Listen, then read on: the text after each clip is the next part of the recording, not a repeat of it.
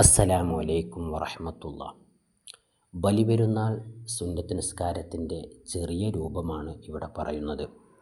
ആദ്യം നിയ്യത്ത് വെക്കേണ്ടത്, ഇമാമായി നിസ്കരിക്കുന്നവരാണെങ്കിൽ നിയ്യത്ത് വെക്കേണ്ടത് ഇങ്ങനെയാണ്: ബലിപെരുന്നാൾ സുന്നത്ത് നിസ്കാരം 2 റക്അത്ത് ഖിബലയ്ക്ക് മുന്നിട്ട് അദാ ആയി ഇമാമിനോടൊപ്പം അല്ലാഹു തആലയ്ക്ക് വേണ്ടി ഞാൻ നിസ്കരിക്കുന്നു എന്ന് നിയ്യത്ത് വെക്കുക. കൂടുതൽ ആളുകളും ജമാഅത്തായിട്ടായിരിക്കും നമസ്കരിക്കുക. നിയ്യത്ത് വെച്ചതിന് ശേഷം തക്ബീറത്തുൽ ഇഹ്റാം കെട്ടുക. തക്ബീറത്തുൽ ഇഹ്റാം കെട്ടിയ ഉടനെ ഒന്നാമത്തെ റക്അത്തിൽ പ്രത്യേകം ശ്രദ്ധിക്കേണ്ടത്, തക്ബീറത്തുൽ ഇഹ്റാം കെട്ടിയ ഉടനെ ആദ്യം വജ്ജഹത്ത് ഓതുക. വജ്ജഹത്ത് ഓതിയതിന് ശേഷം ഫാത്തിഹയ്ക്കും സൂറത്തിന് മുമ്പ് 7 തക്ബീറാണ് ചൊല്ലേണ്ടത്. ഓരോ തക്ബീറുകൾക്കിടയിലും സുബ്ഹാനല്ലാഹി വൽഹംദുലില്ലാഹി വലാ ഇലാഹ ഇല്ലല്ലാഹു വല്ലാഹു അക്ബർ എന്ന ദിക്ർ ചൊല്ലൽ പ്രത്യേകം സുന്നത്താണ്. അതിനുശേഷം 7 തക്ബീറുകൾക്ക് ശേഷം ഫാത്തിഹ ഓതുക. അതിനുശേഷം സൂറത്തുൽ അഅല, സബ്ബിസ്മ റബ്ബിക്കൽ അഅല എന്ന സൂറത്ത് ഓതുക. അങ്ങനെ ഒന്നാമത്തെ റക്അത്ത് പൂർത്തീകരിക്കുക. രണ്ടാമത്തെ റക്അത്തിൽ ഫാത്തിഹയ്ക്കും സൂറത്തിന് മുമ്പ് 5 തക്ബീറാണ് ചൊല്ലേണ്ടത്.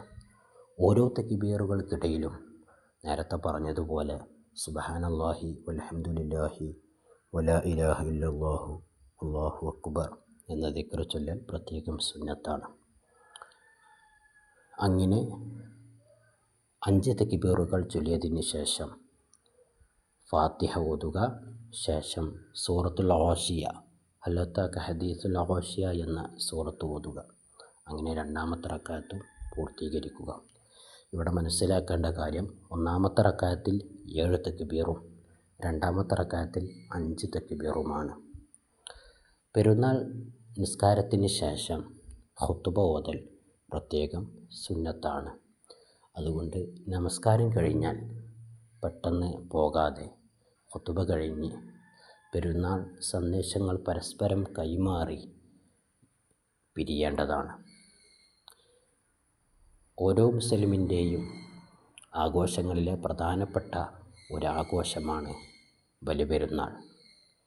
അതുകൊണ്ട് തന്നെ പെരുന്നാൾ ദിനത്തിൽ നല്ല സൗഹാർദ്ദം നിറഞ്ഞ സന്ദേശങ്ങൾ കൈമാറുക, നല്ല രീതിയിൽ കുടുംബ ബന്ധങ്ങൾ പുലർത്തുക, കുടുംബക്കാരുമായി നല്ല രീതിയിൽ പെരുമാറുക.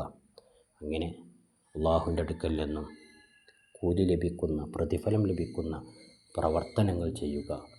അസ്സലാമു അലൈക്കും വറഹ്മത്തുള്ളാഹി.